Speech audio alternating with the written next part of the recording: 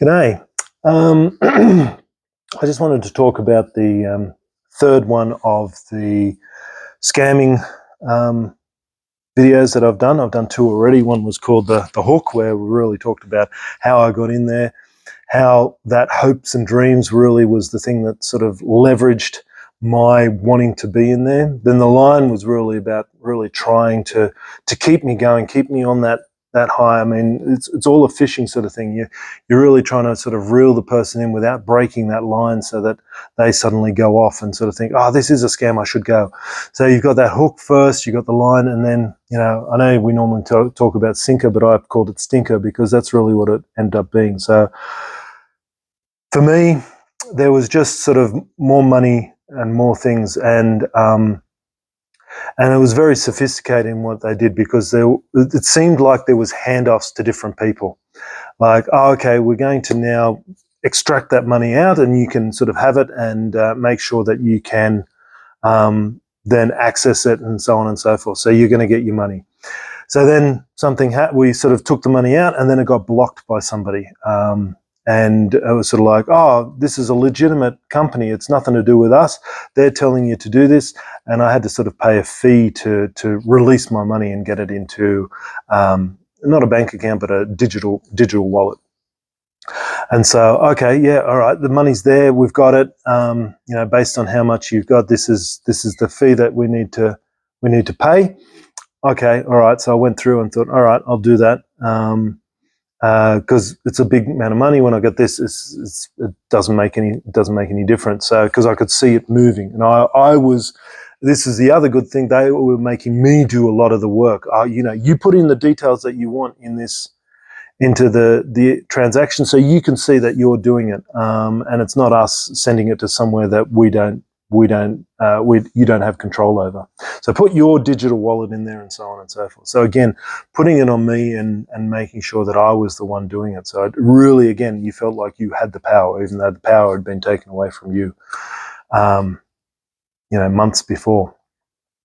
So then eventually I paid the fee, and then eventually it landed in my digital wallet, and I looked at it and thought, okay, what can I do with it now? I was excited when we got that money. Everybody in the family was excited. I could sort of start talking about, oh, look what we can do and stuff, because it was in something that was in my name. So it sort of felt like, yeah, this is me. And then it was like, okay, what can I do from there? Oh, it's not quite in a coin that you can use, but what we'll do is we'll move it out of that into another place, and then you can do it. You can use it at that point in time. And I'm like, okay, I suppose. Again, naivety on my part that I didn't check out some of these things. Yes, but it was again, at this point in time, they were now starting to use time as a tactic. They'd strung me along for, this was 9-10 months.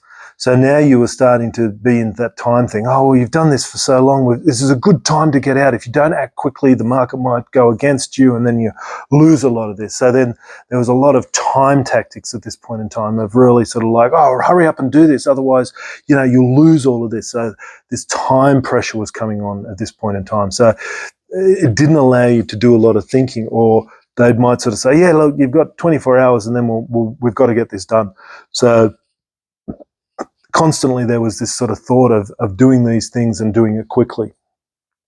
So it was really, really about sort of making sure that people really sort of don't have that time to think, don't have that time to do. So then this next stage was bringing it out and putting it in something that was still in my name, but using it because the coin that they put it in just wasn't something I could move for. And then it was sort of like, oh, I need this to convert it. So they then sent me a little bit of money. It wasn't a lot, so that I had a digital coin so I could do this.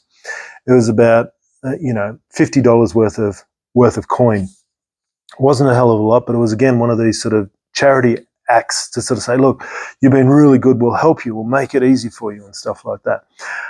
And then when I transferred it out, again, I was stopped by the same organisation that asked me to pay the fee the first time, and then it was another fee. And it was at this point that I eventually, you start to get to a point where you think something is just not right. Took me 10 months. For some people, it takes them less time, and I'm really happy that they did that. For me, it took 10 months and quite a lot of money. I'm talking six figures here, so it is quite a bit of money. And I then went to who this company represented that was blocking me. And I sort of thought, I'll go to them directly to sort of say, what's going on here? Because I sort of had an email and this person was not being very helpful, but not helpful. Just sort of saying, you need to pay and it's all good. And the person who I was dealing with was sort of saying, this comes up, it happens. We all deal with it. I've had to deal with it previously. So I then talked to this and they sort of said, we don't do this. This is not from us, and we don't do this sort of thing. It's not in our remit to do this. We don't charge these sort of fees. So that's where it all started crumbling down, because I'd gone to somebody else who was outside of this little loop and asked them what's going on. And that's where the devastation really hit, because, you had this person in the back of your mind constantly sort of saying, I don't know if this is right. I don't know if this is right. And now they're jumping up and down and saying, I told you so. And you're saying to yourself, I told you so. And anybody who's ever said that to you, or you've ever said it to yourself, it can be one of the most deflating things that is ever sort of said. And I remember when I sort of finally made that, I finally admitted to myself that it was a scam and how much money I'd lost. And then I had to tell my family about it, and it was the most devastating thing that I'd ever done.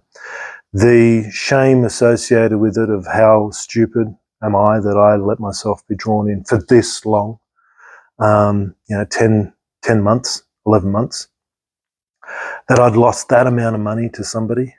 The guilt that I'd put our future in doubt in terms of what I'd built up to that point in time. I was just building on top of what I had, but this was next level. Like I said, the shame, the guilt, the stupidity, and then just feeling like you were the stupidest person in the world to fall for something like this. All of those things just came crashing down, and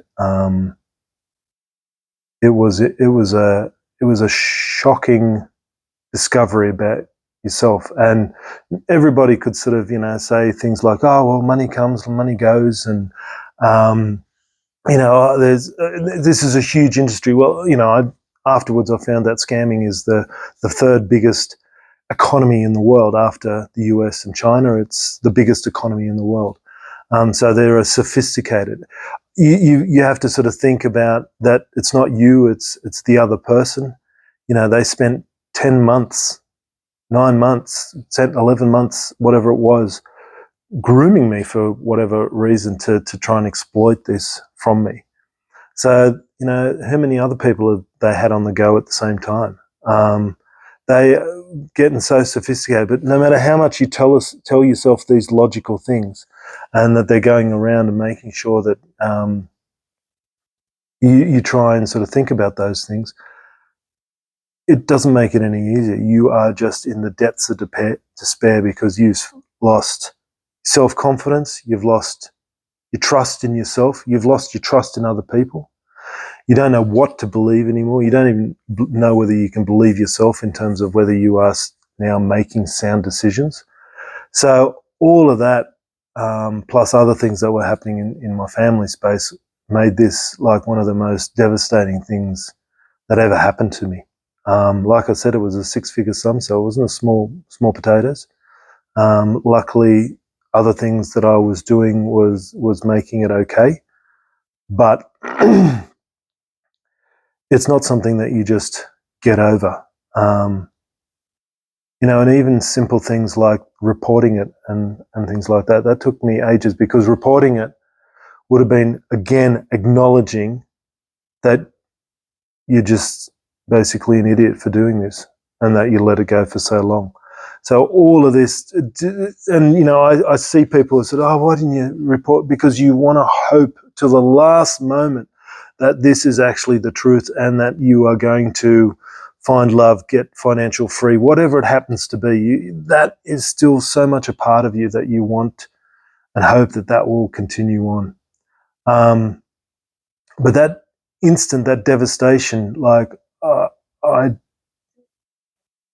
thought like my life was basically over. I thought after doing that, my wife would throw me out. Kids wouldn't want to speak to me again. You know, I had all the worst possible thoughts about myself that I could possibly have. I contemplated a lot of things at that point in time because it just got you down into such a low ebb. And that's another thing that they hope that because you get to that point and you blame yourself, that you won't do anything to stop the people. So this is my little way of hoping to sort of make sure that that people understand that this happens and it is terrible.